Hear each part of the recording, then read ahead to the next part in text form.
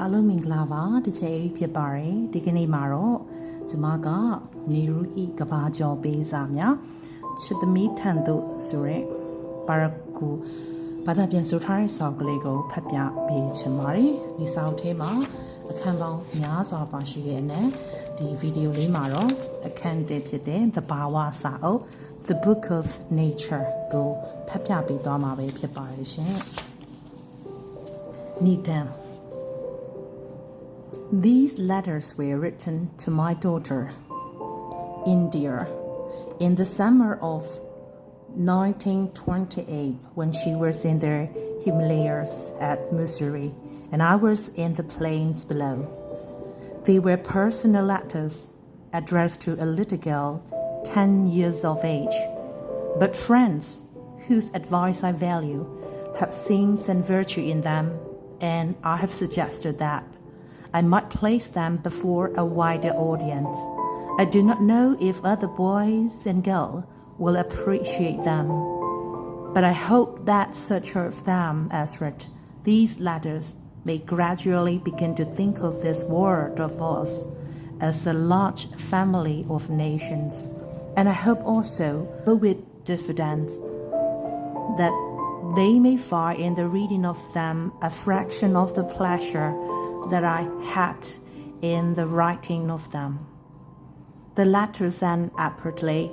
The long summer had come to an end, and Indira had to come down from the mountains, and there was no Missouri's or other hill stations for her in the summer of 1929.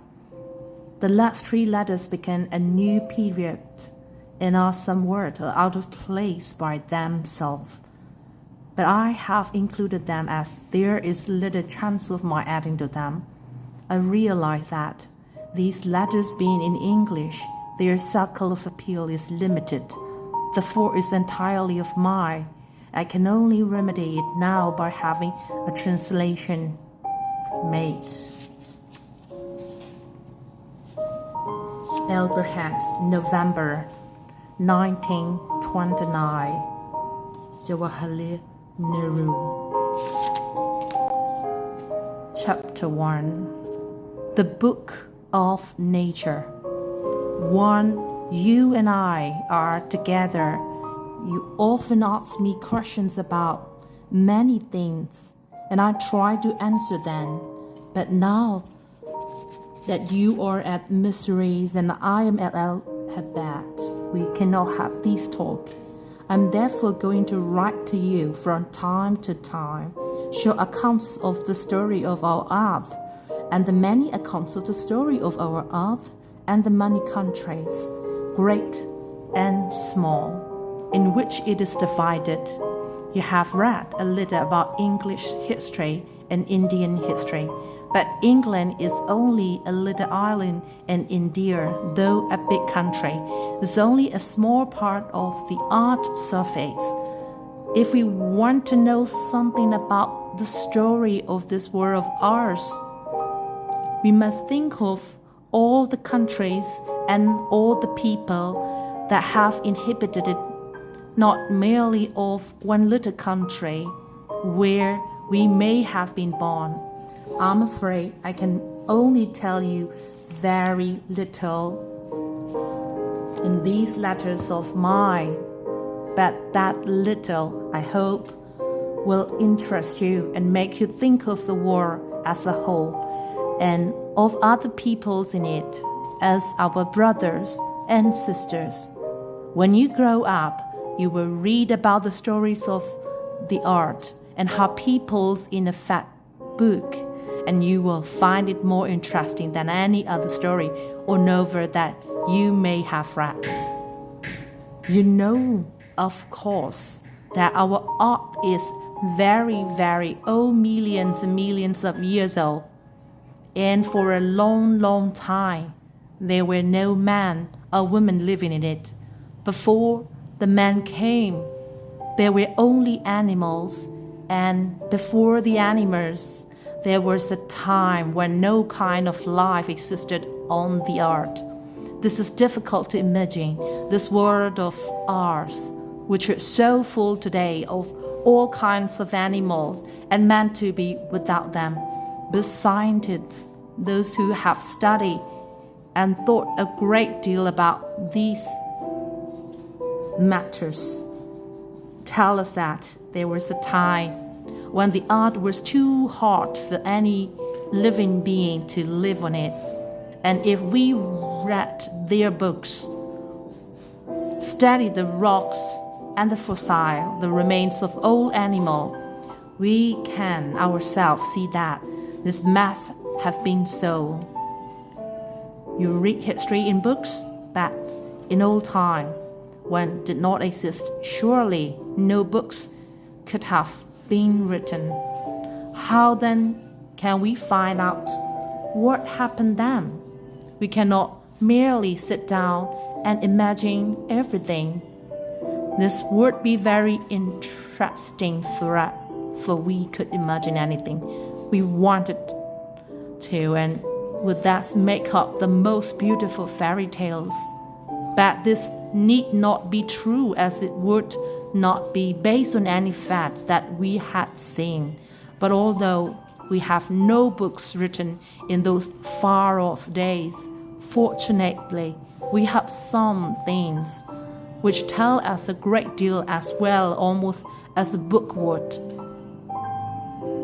We have rocks and mountains, and seas and stars, and that rivers and deserts and fossils of all animals. These and other things of our books for art early story.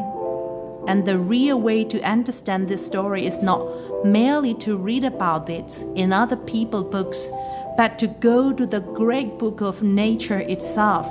You will, I hope, soon begin to learn how to read this story from the rocks and mountains. Imagine how fascinating it is. Every little stone that you see lying in the road or on the mountainside may be a little page in nature's book, and may be able to tell you something if you only knew how to read it. To be able to read any language, Hindi, Urdu, and English, you have to learn its alphabet. So, also you must learn the alphabet of nature before you can read her story in her books of stones and rock. Even now perhaps you know a little how to read this. If you see a little round shining pebbles, does it not tell you something? How did it get round and smooth and shiny without any corners or rough edges?